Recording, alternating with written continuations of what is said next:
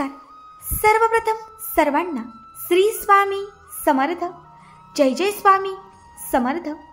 तुम्हा सर्वांचे आपले आम्ही स्वामींचे दास या स्वामीमय चॅनलमध्ये मनापासून स्वागत आहे.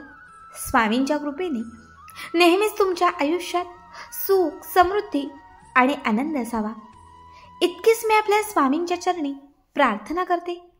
आणि आपल्या आजच्या या नवीन आणि सुंदर व्हिडिओला पुन्हा एकदा नव्याने सुरुवात करते.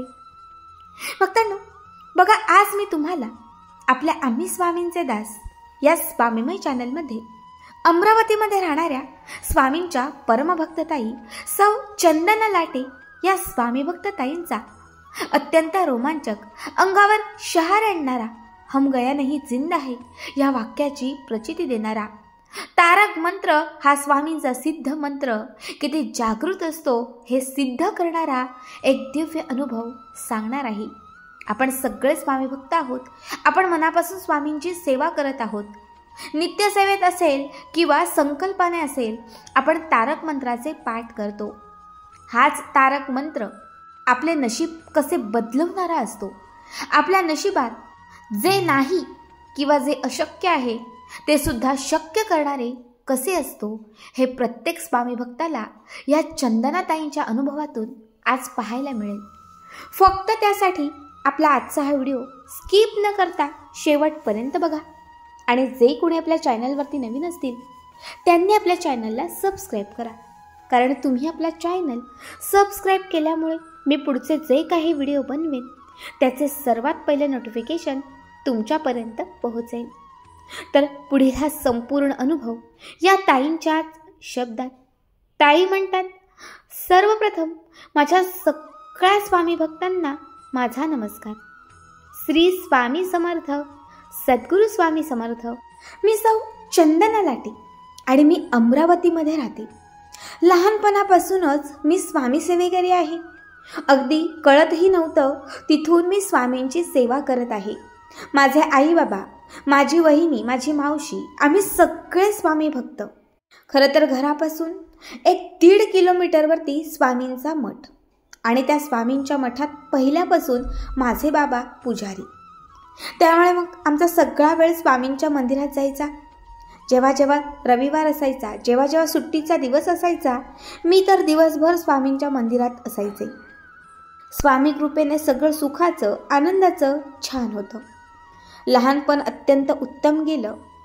मात्र जेव्हा माझं लग्नाचं वय आलं तेव्हा माझ्या आयुष्यात असंख्य वादळे आली. माझे बाबा माझ्यासाठी चांगलं स्थळ बघत होते, पण माझं माझ्याच क्लासमध्ये शिकणाऱ्या एका मुलावर प्रेम होतं. आम्ही लग्नाच्या शपथा घेतल्या होत्या. आम्ही एकमेकांना वचनं दिली होती. आता त्याला दिलेलं वचन कसं मोडावं हा प्रश्न. शिवाय माझं त्याच्यावरती खूप प्रेम होतं. मी त्याच्याशिवाय जगू शकत नव्हते. मात्र माझ्या बाबांना हे कळत नव्हते. लग्नाला प्रचंड विरोध. सगळं काही करून झालं, बाबांना समजावून झालं, मात्र तरीही कुणी तयार होईना. शेवटी मी पळून गेले आणि पळून जाऊन आमचं लग्न झालं. मी सासरे गेले.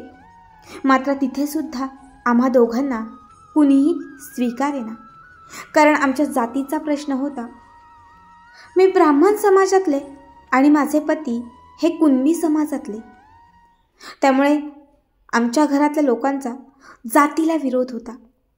सासरी गेल्यानंतर कुणीच माझ्याशी नीट वागेना, कुणीही माझ्याशी बोलेना. काय करावं मला काहीच समजत नव्हतं. सुरुवातीला वाटलं की थोडा वेळ गेला की सगळं चांगलं होईल. 1 वर्ष निघून गेला, मात्र तरीही मला कुणीच डोळ्यात बघेना. मी दिवसभर जॉबला जायचे. कामावरून घरी आले की कामात सर्व कामं करायचे. तरीही सासू खूप बोलायची. माझे सासरे माझ्या हातचे पाणीसुद्धा पीत नव्हते. माझी छोटी नणंद प्रत्येक गोष्टीत माझ्याशी वाद घालायची. शेवटी एका वेळी हे असह्य झालं. मी माझ्या पतीला हे सगळं सांगितलं. ज्याच्यासाठी मी घरदार सोडून आले, सगळं काही मागे टाकून आले, पुढे तोच बदलून गेला. माझ्या पतीने माझ्या सासरच्या लोकांचं ऐकायला सुरुवात केली आणि त्यांच्यावर विश्वास ठेवून तो सुद्धा माझ्याशी वाद घालायला लागला. आता मी कुठे जाऊ हा मोठा प्रश्न, कारण मी माझ्या माहेरी जाऊ शकत नव्हते. शिवाय सासरीसुद्धा माझे कुणीच नव्हते. मी पूर्णपणे एकटी पडले होते. मी स्वामींच्या समोर बसायचे, स्वामींच्या समोर बसून मी रडायचे. माझे सगळं दुःख मी स्वामींना सांगायचे. आता सगळं काही होते ते माझे स्वामीच होते. स्वामींना म्हटलं, स्वामी इतकी वर्ष तुमची सेवा करतीये, इतकी सेवा करतीये, मात्र आज माझ्या आयुष्यात सगळं मला निसटताना दिसते, सगळं संपताना दिसते. मी काय करू? काहीतरी चमत्कार करा, मला काहीतरी मार्ग दाखवा, या सगळ्यातून मला बाहेर काढा. खरं तर महाराजांच्या समोर संकल्पच केला आणि तिथून मी 11 गुरुवारांना सुरुवात केली. 11 गुरुवार पूर्ण झाले, मात्र तरीही घरात काही सुधारणा होईना. माझे पतीचे वाद संपेना. एका क्षणी घरामध्ये राहू नये असं वाटायचं, पण जाऊन कुठे जायचं हा सुद्धा मोठा प्रश्न. पुढे असं झालं की या कटकटीमुळे माझे पती दारू प्यायला लागले, दारूच्या व्यसनाधीन झाले. अगदी 24 तास ते दारू प्यायचे. मग घरातल्या सगळ्या लोकांना शिव्या द्यायचे, सतत कुठली ना कुठली वस्तू घरातून बाहेर फेकून द्यायचे. आता हे सगळं मला असह्य होत होतं. बऱ्याच वेळा मनात आत्महत्येचा विचार यायचा. त्या दिवशी माझा शेवटचा गुरुवार होता आणि पहाटे 1:30 वाजता स्वप्न पडलं. त्या स्वप्नात स्वामी दिसत होते. माझ्या डोक्यावर स्वामींनी हात ठेवला होता आणि स्वामी मला सांगत होते, भिवू नकोस, मी तुझ्या पाठीशी आहे. आणि त्याच्यानंतर मी डोळे उघडले. जसे डोळे उघडले, एका क्षणीत माझ्या डोळ्याच्या समोर एक लख्ख प्रकाश झाला. जेव्हा मी माझे स्वप्न आठवू लागले तेव्हा स्वामींचे शब्द आठवले. स्वामींना म्हटलं, स्वामी तुम्ही मला भिवू नकोस, पाठीशी आहे हे तर सांगता, पण मार्ग काही दाखवत नाही.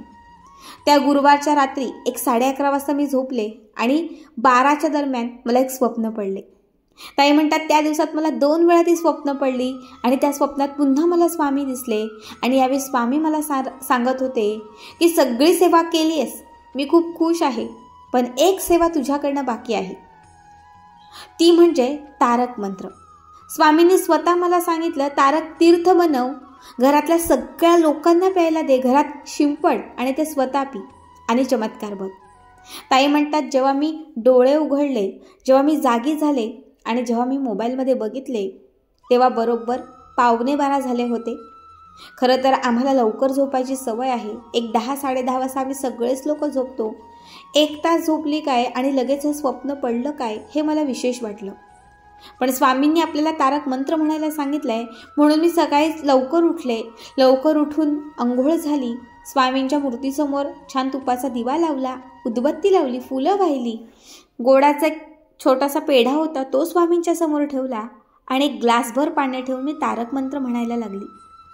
ताई म्हणतात, 21 वेळा तारक मंत्र म्हटला आणि त्याच्यानंतर जे तीर्थ तयार झालं, घरामध्ये एक माठ होता, त्या माठामध्ये ते थोडंसं तीर्थ घातलं जेणेकरून घरातले सगळे सदस्य ते पितील. थोडंसं तीर्थ घरातल्या 4ही कोपऱ्यांना मुख्य प्रवेशद्वाराच्या उंबरठ्यावर शिंपडलं आणि राहिलेलं तीर्थ मी पिऊन घेतलं.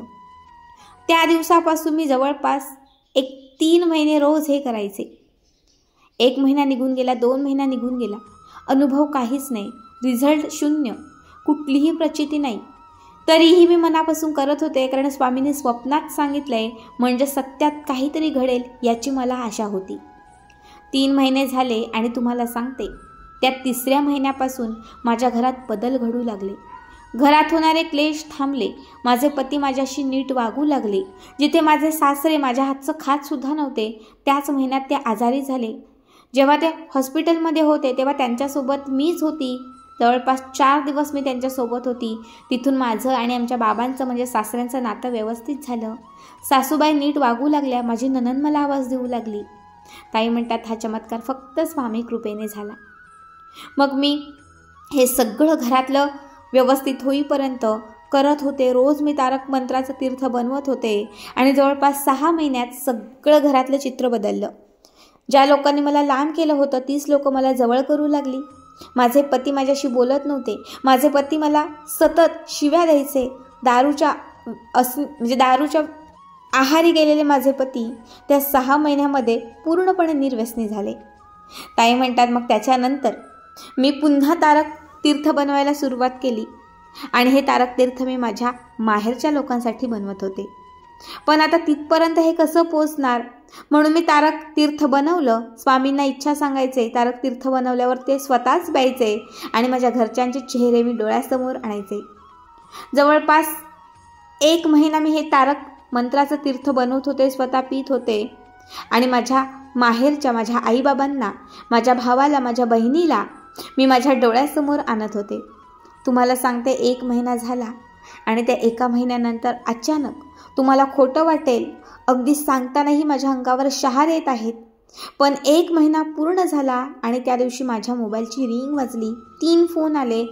अनोळखी नंबर होता, त्याच्यामुळे खरं तर मी फोन उचलला नाही, पण 3 फोन आलेत म्हणजे कोणीतरी ओळखीचं असेल असे वाटले आणि मी फोन उचलला.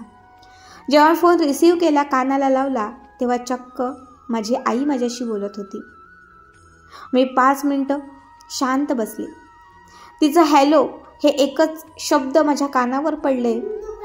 आईचा आवाज मी क्षणात ओळखला आणि काय सांगू तुम्हाला, न कळत डोळ्यातून पाणी येऊ लागले.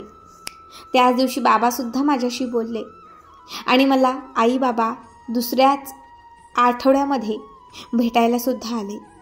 म्हणजे बिघडलेली सगळी नाती पूर्वरत झाली.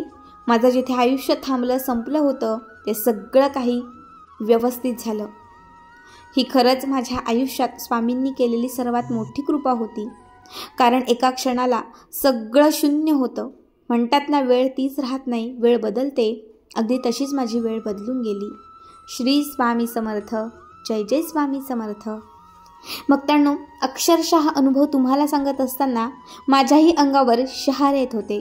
खरंच काय अघात ही स्वामी लीला आहे. तुमचेही काही असे अनुभव आहेत का? असतील तर आपल्या कमेंट बॉक्समध्ये तुमचेही अनुभव शेअर करा आणि असे छान छान अनुभव ऐकण्यासाठी आपल्या चॅनलला सबस्क्राईब करा. श्री स्वामी समर्थ. जय जय स्वामी समर्थ.